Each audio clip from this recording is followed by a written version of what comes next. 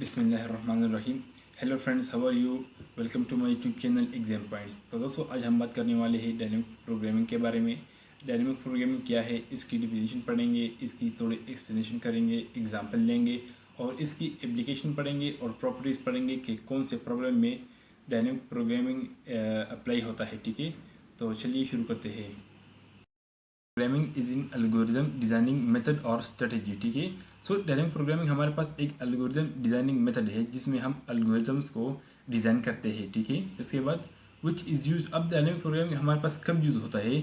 Which is use when a problem is break down into sub problem. ठीक है, हम इसको कब यूज़ करते हैं? जब हमारे पास एक बड़ा प्रॉब्लम हो, वो हम उसको सब प्रॉब्लम्स में डिवाइड करें। ठीक है, हम उसको सब प्रॉब्लम में डिवाइड करें, तो इसके लिए हम डायनेमिक प्रोग्रामिंग को यूज़ करते हैं। उसके बाद क्या होता है? And after which solve recursively. ठीक है, सॉल्व रिकर्सिवली।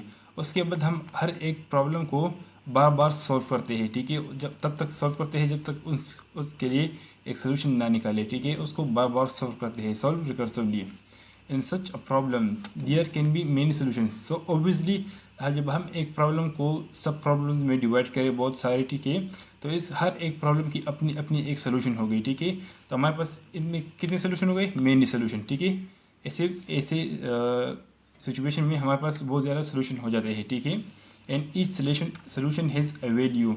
लाजमी बात है, हर एक सोल्यूशन की अपनी एक वैल्यू होगी। ठीक है, एंड वी वांट, बट हम क्या चाहते हैं? We want to find a solution with optimum value. ठीक है, हमारे पास तो सोल्यूशन बहुत है, मेनी सोल्यूशन है, मगर हम क्या चाहते हैं? हम एक ऐसा सोल्यूशन चाहते हैं जिसकी वैल्यू सबसे ऑप्टिमम हो। ठीक है, हमें सबसे ऑप्टिमम सोल्यूशन चाहिए। ठीक है, जो सोल्यूशन सबसे बेस्ट हो वही हमें चाहिए, और वो सोल्यूशन हमें किससे मिल सकता है? डायनेमिक प्रोग्रामिंग से, इनकी एल्गोरिदम से। ठीक है, so dynamic programming always give the optimal solution. So dynamic programming आपको एक ऑप्टिमम सोल्यूशन देगा।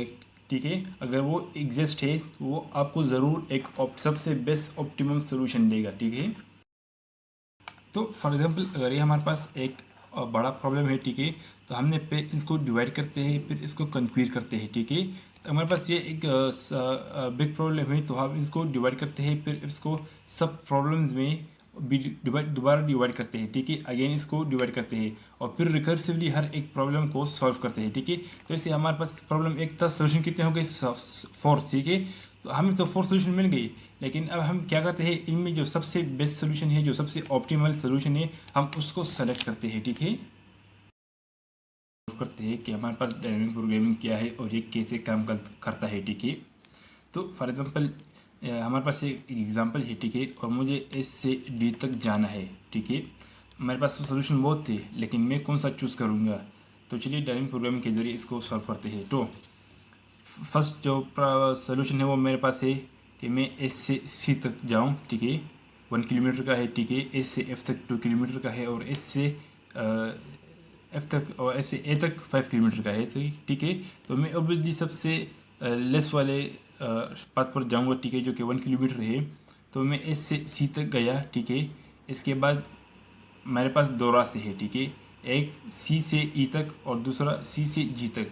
तो ऑब्वियसली मैं सी से ई तक जाऊंगा क्योंकि ये 4 किलोमीटर है। ठीक है, इसके बाद मेरे पास एक ही पाथ रह गया जो कि 18 किलोमीटर है। तो एस, सी, ई और डी टोटल कितना बना? 28 किलोमीटर। ठीक है, टोटल 28 किलोमीटर बन गई। ठीक है, अगर इसको किलोमीटर कंसिडर कर दे। ठीक है, तो इसके बाद मेरे पास जो दूसरा सोल्यूशन कौन सा है? एस से एफ तक में आ गया। ठीक है, सॉरी, एस से सी तक में आ गया, इसके बाद सी से जी तक में आ गया। तो 1 किलोमीटर प्लस 11 12 किलोमीटर हो गए। ठीक है, अब जी से मैं डी की तरफ आ गया, बन गए एस, सी, जी और डी। तो एस, सी, जी, डी हमारे पास कितने के बराबर है? 25 तक। ठीक है, अब मैं दूसरा रास्ता अप्लाई करता हूँ। ठीक है, मैं दूसरा सोल्यूशन ढूंढता हूँ इसके लिए।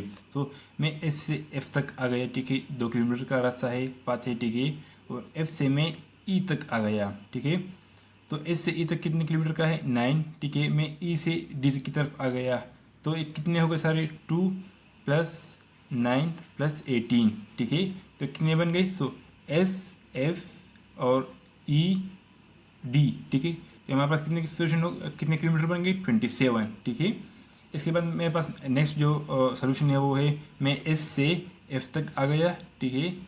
एस से फिर एफ से मैं जी तक आ गया, ठीक है, और जी से मैं डी की तरफ आ गया, तो मैं अपने डेस्टिनेशन पर पहुंच गया, ठीक है। तो एस से एफ तक कितना किलोमीटर है 2, एफ से जी तक कितना किलोमीटर है 5, जी से डी तक कितना किलोमीटर है 13। So S F G D total कितने हो गए 20, ठीक है। तो मेरे पास एक और सोल्यूशन भी आ गया 20 किलोमीटर का, ठीक है, जो कि 23 किलोमीटर से बेस्ट है। तो अब मैं एस से एफ तक गया, ठीक है, फिर एफ से बी तक आ गया, ठीक है। सो एस से 2 किलोमीटर है, एफ से बी तक 16 किलोमीटर है, और बी से डी तक कितने किलोमीटर का पाथ है 2 किलोमीटर का, ठीक है। तो 2 + 16 18 + 2 20, ठीक है। मेरे पास जो रास्ता है एस एफ बी और डी का जो पाथ है वो इस दोनों से शार्टेस्ट है, ठीक है, 27 से और 23 से और 27 से शार्टेस्ट पाथ है, ठीक है। तो एस एफ बी डी का जो टोटल कितना डिस्टेंस है वो 20 किलोमीटर है, ठीक है। अब मेरे पास जो लास्ट सोल्यूशन है वो है एस से ए तक आ जाऊँ, ठीक है, फिर जो कि 5 किलोमीटर है, ए से बी तक और फिर बी से डी तक आ जाऊँ। तो एस से ए तक कितने किलोमीटर है 5 किलोमीटर, ठीक है। ए से बी तक कितने किलोमीटर का है 2 किलोमीटर, और बी से डी तक कितने किलोमीटर का है 2 किलोमीटर। सो 5 + 2 + 2 तो कितने बन गए 9, ठीक है। तो मेरे पास कितने सोल्यूशन हुए 1 2 3 4 5 6, तो मेरे पास कितने सोल्यूशन हो गए 6, ठीक है। एस सी जी डी के कितने हैं 25, ठीक है। मेरे पास 6 सोल्यूशन हो गए। पर अब इन 6 में से मेरे पास तो एक प्रॉब्लम के बहुत सारे सोल्यूशन आ गए, ठीक है। एक सब प्रॉब्लम थे, उन हर एक सब प्रॉब्लम की बहुत सारे सोल्यूशन आए, ठीक है। पर अब इनमें से सबसे ऑप्टिमम सोल्यूशन कौन सा है, मुझे किस रास्ते पर चलना चाहिए, मुझे किस पाथ पर चलना चाहिए ताकि मैं जल्दी से जल्द पहुंच जाऊं, ठीक है। तो ऑब्वियसली वो कौन सा पाथ है, तो shortest path is S A B D. So S A B D तो एक कितने किलोमीटर का बराबर है 9 किलोमीटर, ठीक है। तो इसी तरह हमने डायनेमिक प्रोग्रामिंग का एल्गोरिथम यूज़ करके हमने ऑप्टिमम सोल्यूशन निकाला, ठीक है। The problem is solved by combining the solution of सब प्रॉब्लम। डायनेमिक प्रोग्रामिंग में एक प्रॉब्लम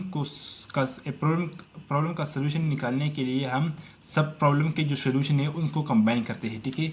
जैसे कि हमने यहाँ पर किया, सब प्रॉब्लम के सारे सोल्यूशन को कंबाइन किया और फिर हमने इससे एक ऑप्टिमम सोल्यूशन निकाला, जो कि एस ए बी डी वाला सोल्यूशन क्या है, ये ऑप्टिमम सोल्यूशन है, ठीक है। हमने इसको चूज़ किया।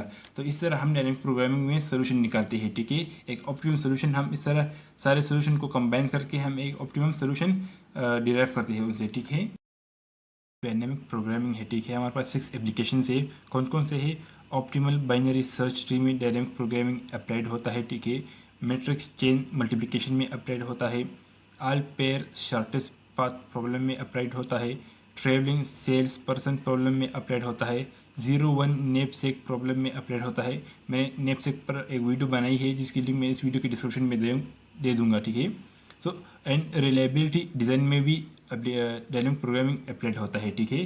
तो ये डायनेमिक प्रोग्रामिंग की हम किसके लिए यूज़ करते हैं, फॉर ऑप्टिमाइजेशन प्रॉब्लम, ठीक है। टू सॉल्व ऑप्टिमाइजेशन प्रॉब्लम, वो प्रॉब्लम जिसमें ऑप्टिमाइजेशन की ज़रूरत होती है हम उसके लिए डायनेमिक प्रोग्रामिंग यूज़ करते हैं, ठीक है, for getting in optimal solution. So it will find out the optimal solution of any problem, ठीक है। डायनेमिक प्रोग्रामिंग हर एक प्रॉब्लम का ऑप्टिमल सोल्यूशन फाइंड करेगा, बट कंडीशन क्या है, if the solution is exist, अगर वो सोल्यूशन एग्जिस्ट है तो वो ज़रूर उस प्रॉब्लम के लिए एक ऑप्टिमल सोल्यूशन फाइंड करेगा, ठीक है, निकालेगा। से प्रॉब्लम्स पर अप्लाई होगा, हम कौन सी प्रॉब्लम्स पर डायनेमिक प्रोग्रामिंग अप्लाई कर सकते हैं, ठीक है, उनके एल्गोरिथम्स। तो वो प्रॉब्लम जिनके पास ये दोनों प्रॉपर्टीज़ हो, ठीक है, एक ऑप्टिमल सब स्ट्रक्चर है और दूसरा ओवरलैपिंग सब प्रॉब्लम है। तो ऑप्टिमल सब स्ट्रक्चर क्या है, the solution of optimization problem can be obtained by the solution of optimal solution of sub problem. वही बात जो मैंने पहले कहा कि हमने सारे सोल्यूशन को, हमने सारे सब प्रॉब्लम की जो सोल्यूशन है उनको कंबाइन करना होगा, ठीक है, combination of optimal solution of sub problem, ठीक है। हमें जो सब प्रॉब्लम की जो सोल्यूशन है उन सारे को कंबाइन करके हमें एक ऑप्टिमल हमें उनसे एक ऑप्टिमम सोल्यूशन निकालना होगा, ठीक है, उनसे एक ऑप्टिमम सोल्यूशन फाइंड करना होगा, ठीक है। तो ये ऑप्टिमल सब स्ट्रक्चर है। इसके ओवरलैपिंग सब प्रॉब्लम क्या है, तो recursive algorithm for the problem solve the same सब प्रॉब्लम ओवर एंड ओवर। तो ऐसा एल्गोरिदम जो एक प्रॉब्लम के सब प्रॉब्लम को बार बार क्या करता है, सॉल्व करता है। अगर उसे उस प्रॉब्लम का सोल्यूशन मालूम भी हो तब भी वो उस प्रॉब्लम को सॉल्व करता है, ठीक है, रिकर्सिवली, मतलब बार बार सॉल्व करता है, ठीक है। तो दोस्तों आज के लिए बस इतना ही काफ़ी। उम्मीद है आपको इस वीडियो पर समझ आया होगा। फिर भी अगर आपके जहन में कोई क्वेश्चन है, कोई क्वेरी है, तो आप कमेंट्स बॉक्स में पूछ सकते हैं। थैंक यू, अस्सलाम।